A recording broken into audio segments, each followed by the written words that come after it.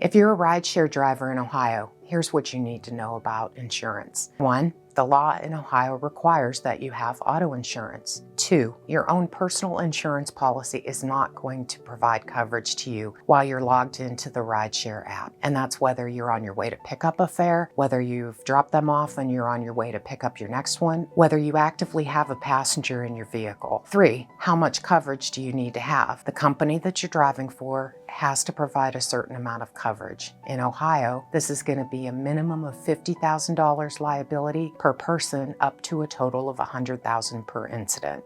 If you're actively driving a passenger at the time that the collision happens, that coverage requirement goes up to $1 million. But again, really important that you realize that your own insurance company is not going to provide coverage to you while you're logged into a rideshare app.